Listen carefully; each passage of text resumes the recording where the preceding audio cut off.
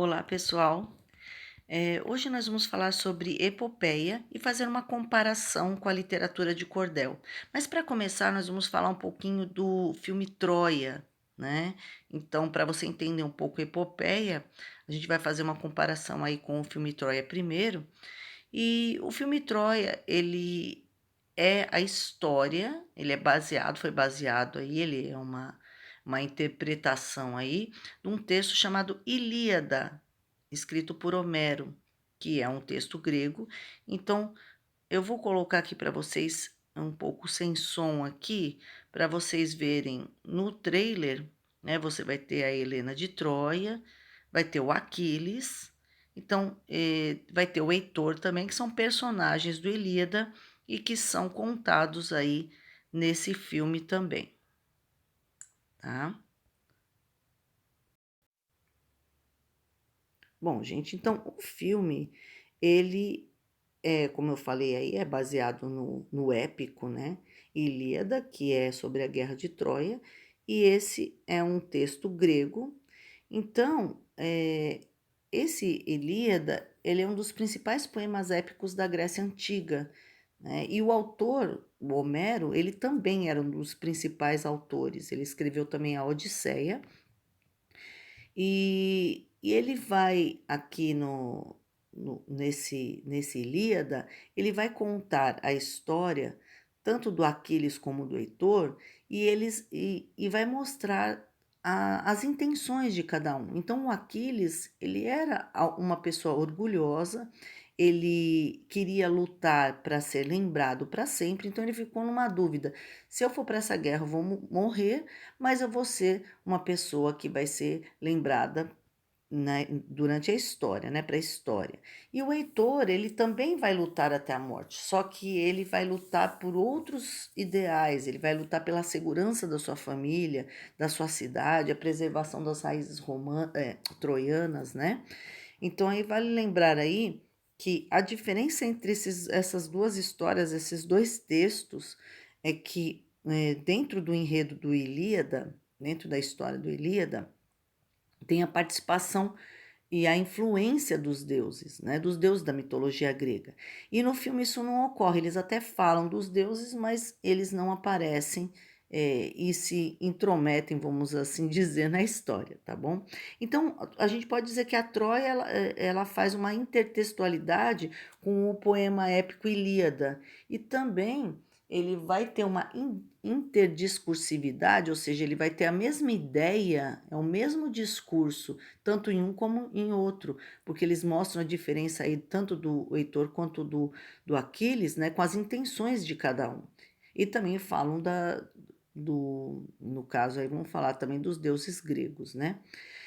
Bom, e o que é uma epopeia? A epopeia, ela é um poema épico, ou um poema, ou chamado poema épico aí, né?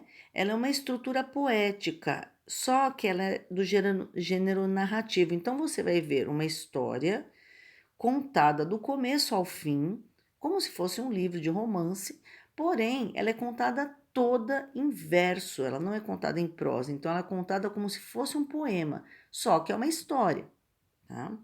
Então, você vai ver que aí geralmente um poema ele vai ter os sentimentos, os pensamentos do autor, mas nem sempre ele vai trazer história, né? E aí no caso da epopeia ele vai trazer uma história inteira e contada aí em poesia.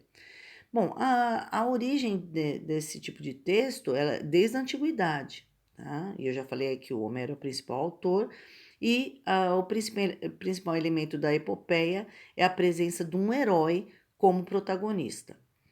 Então, as epopeias aí gregas de Homero, eles vão datar aí do século 8 antes de Cristo ainda, né? E em língua portuguesa nós vamos ter o Lusíadas, de Luís Vaz de Camões, que é do século 16 depois de Cristo. Então, qual que é a estrutura de um poema épico, né? Ele não é escrito, a gente não fala em capítulo, como ele é em poesia, ele é em cantos. Então, assim, canto 1, canto 2, em vez de ser capítulo 1, capítulo 2. Ela vai ter um prólogo, que é como se fosse um início, né, contando aí o que que o herói vai fazer, né, qual a intenção do herói. Vai ter a invocação, que ele vai chamar aí por uma sua musa, inspiradora, geralmente sua divindade. Depois vai ter uma dedicatória, pode ter uma dedicatória, narração das aventuras do herói e depois uma conclusão, né, que a gente chama de epílogo. Então, eu falei que a gente ia fazer uma comparação com o cordel. Então, nesse caso, quando eu estou falando de comparação com o cordel, eu coloquei um cordel aí para vocês, que ele vai falar aí da Guerra de Canudos, né? Então, ele vai falar, ó, no ano de 97, muita coisa aconteceu, pegou a guerra em Canudos, Moreira César morreu. Então aqui o cordel ele vai contar também como registro histórico a Guerra de Canudos. Então o cordel ele é um gênero textual que traz muito mais do que diversão. A gente acha que o cordel é só para as pessoas contarem e se divertirem, né? Mas ele vai contar os acontecimentos de uma época com a visão do povo brasileiro. Então, ele pode ser considerado aí um registro da história, né? Ele vai passar aí pela Guerra de Canudos, a formação de quilombos, a história de Lampião e Maria Bonita e muito mais. Tem muitos outros temas que são tratados no cordel, né? E ele não se limita só a contar a história, ele também vai falando algumas coisas dentro do texto, fazendo críticas também, ou dando as suas opiniões, suas visões, então ele vai fazer refletir sobre a história. Então, aqui a gente já viu um pouco aí a semelhança, né, entre a epopeia e o cordel, mas só lembrando aí que o cordel ele teve origem em Portugal, lá na era medieval com os trovadores. Aqui no Brasil, os repentistas se pareciam muito com os trovadores, eles cantavam histórias musicadas e rimadas. Então, é de origem, né, de Portugal, e a gente vai ver aí as principais semelhanças. Os temas tratados são muito parecidos. Eu tenho a epopeia, ele tem temas históricos, mitológicos, religiosos e lendários. O cordel também tem textos históricos, religiosos. Também tem, eu não coloquei aqui, mas também tem alguns temas lendários, né? Contando as lendas aí brasileiras, e fatos do cotidiano. E qual é a estrutura? A estrutura da epopeia é uma narrativa longa em versos com oralidade, né? E o cordel, ele é uma narrativa longa também em versos com rima, métrica e oralidade. Ou seja, os dois vão contar de uma forma mais longa aí, né, uma história, e ele vai ter, vai ser em verso, né, não em prosa. Então, eu coloco aqui para vocês a Batalha dos Oliveiros com Ferrabras, eu vou colocar um trechinho, né, do poeta Leandro Gomes de Barros, não é uma história recente, é uma história antiga, e ele vai ver aí, ele vai fazer a adaptação da canção de Gesta, que é um conjunto de poemas épicos, só que é do século XI e XII, e esses versos, eles contam a trajetória do Carlos Magno e dos 12 pares da França, ou seja, essa história é uma história que aconteceu verdadeiramente e o Carlos Magno ele vai lutar aí pela cristandade, porque já havia aí alguns, na época, alguns muçulmanos, né, que eles estavam querendo tomar o, não vou dizer, vamos dizer o poder, né, queriam tomar aquele lugar e a cristandade, né, a Igreja Católica, lutou contra isso. Então, ele vai contando aqui, eram 12 cavaleiros, homens muito valorosos, né, muito valorosos, destemidos, animosos, e aí vai falar aqui, né, contando a história quando eles venceram, tá? E aí, depois está falando aqui do cristianismo e da religião, tá? Em várias regiões do país, até os analfabetos conhecem a história de Carlos Magno e seus 12 pares. Então, assim, muitas vezes o que a gente não estudou na escola, mas eles já conhecem isso. Por quê? Porque vem por uma tradição familiar. Eles já escutavam pelo cordel e iam conhecendo a história, que é uma história real, tá? Então, o cordel, assim como a epopeia, ele cumpre o papel de contar histórias e manter a tradição de um povo de forma poética. Bom, aí a gente vai, eu quero falar um pouquinho sobre isso, que eu não sei se vocês sabem, mas o cordel ele foi tombado como patrimônio histórico, né? Como patrimônio cultural histórico, né? Também. Então, o IFAM, que é o Instituto de Patrimônio Histórico e Artístico Nacional, ele fez essa colocação aí do cordel, como hoje você pode dizer que o cordel é realmente uma literatura nacional. Tá?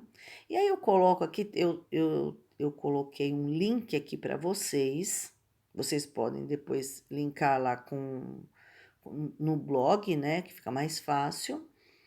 E ela vai contar algumas histórias. Tem a história aqui de Antônio Silvino, né, que era um dos cangaceiros mais famosos do Nordeste, e ele é contado, é publicado em 1904, então ele é contado por alguém lá do povo, né, por um poeta do povo. E aí eu tenho também o Cometa, que é também do Leandro Gomes, né, e ele vai contar a passagem do cometa Halley, né, o medo que as pessoas sentiram, tal. E tem o Retirante, que ele conta a seca do Nordeste de 1915, que tem até um livro que é O 15, que conta também sobre essa seca, só que aqui não é a visão de não é a visão de uma pessoa da elite, não é a visão de um repórter, é a visão de alguém do povo. E eu tenho também aqui o cordel ABC para Brasília, que foi quando foi construída aí a capital em Brasília, capital do Brasil, e de 1970, quando o Brasil foi campeão, então também é contado. Bom, qual é a atividade da semana? Vocês vão eh, olhar, procurar aqui nesse link, ou podem também escolher um outro link se vocês quiserem, mas vocês vão me dizer qual foi das histórias dessas, qual que você leu, né? Se você achou o texto divertido ou não, se você achou ele entediante, se você aprendeu alguma coisa com a história do texto e faça um breve resumo do que você leu. Então, você vai contar a história e vai dizer o que você aprendeu com isso, né? Lembrando sempre que a visão é sempre do povo nordestino. Né? Então, a gente tem, só para lembrar aí, hoje, quando você lê uns livros de história, você vai ver o Getúlio Vargas sendo colocado como uma pessoa que foi um ditador, ele foi uma pessoa ruim, né? Algumas pessoas acabam dizendo isso. Porém, nos cordéis, ele é muito exaltado por ter feito as leis trabalhistas. Então, a visão do povo da época, ele era bem diferente do que a gente vê hoje, tá bom? Então, é bem interessante isso daí para o nosso entendimento da história. E nessa semana é só isso. E tenha uma boa semana e até mais.